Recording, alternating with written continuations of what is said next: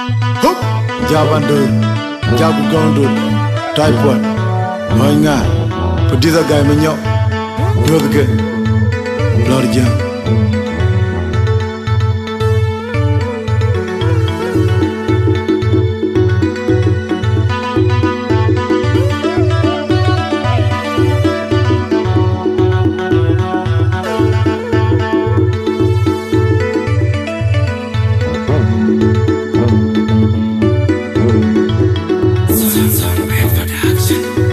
Agar madang udah jangan miam jauh nothing duel gerang babor madang di den nama wana datwing agar madang tong tanga jupol wajib belum gutong galam gute dong ayang junya itu nawe dumbe tinya kut agar madang udah jangan miam jauh nothing duel gerang babor madang di den nama wana datwing agar madang tong tanga jupol wajib belum gutong galam udah dong ayang junya itu nawe dumbe tinya kut agar madang udah jangan miam jauh nothing duel gerang babor madang di den nama wana datwing agar madang tong tanga jupol wajib belum gutong galam udah dong ayang junya itu nawe dumbe tinya ayo kakai mau pinya lele kulayang madang di bera kanyal itu nawe ada bagu malu kutana bel pakut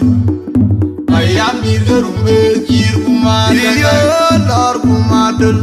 pacung bayan ayam di kuamung bi bandit jori ne tuenya juir baya bedik dulu koyang jangan dar jepinya kuru betahun kumale kujuai kumaleng mati aku kubaloi kuring mati wain ya jol bapinte jepinya garawir akuri ne tuenya makoro bai ko jitiba mati aku kubaloi kuring mati wain ya jol bapinte jepinya garawir akuri ne tuenya makoro bai ko jitiba kalyam doi wanu kamar gajwal patung kemal kurbe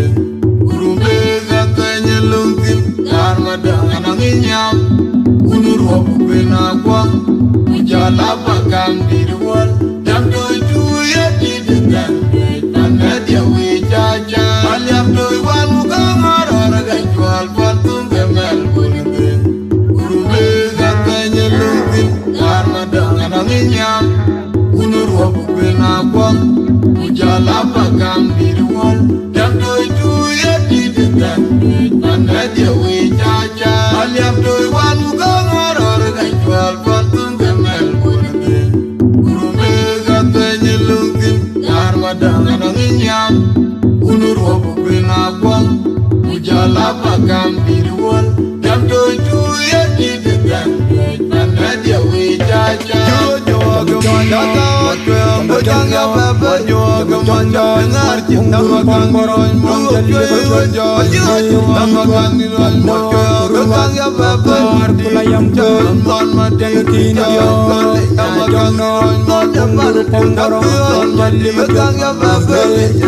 jalan mojo makan di luar kulayam jalan bojang ya baba jalan ton madeng makan boron ton madeng bojang ya baba pada jalan mana yang nonton madeng jalan makan di luar ayam doi wanu kamar gajwal patung kemal kurbe kurbe gatanya lungkin karma dengan nginyam unur wabu benakwa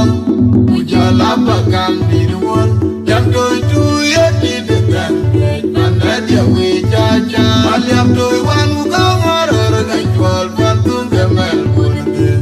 kurbe gatanya lungkin karma dengan nginyam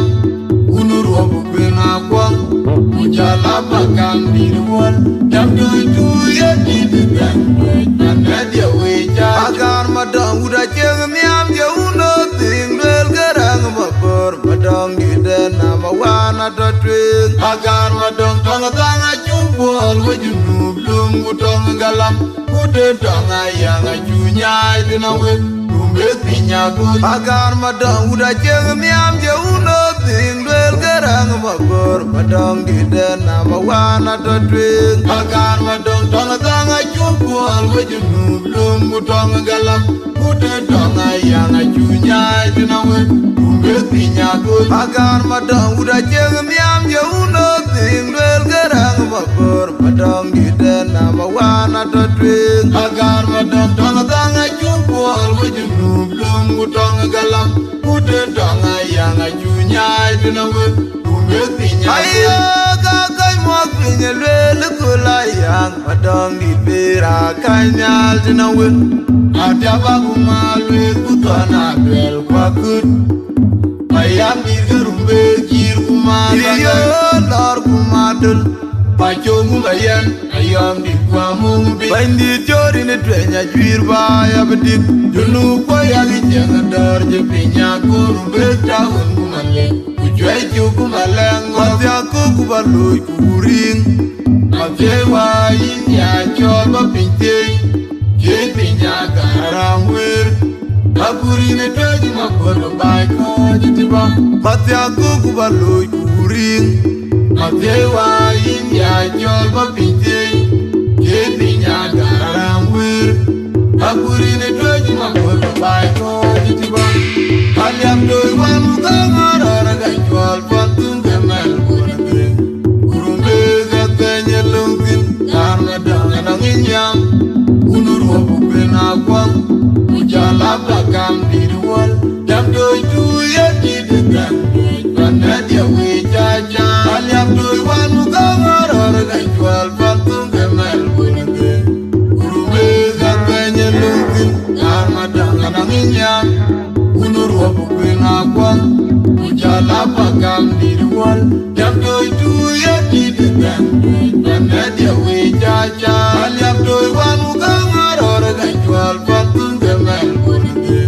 kurbe katanya lungkin karena dengan inyam unur wabu benakwang ujala pakam di rual jam doi tu ya di dekat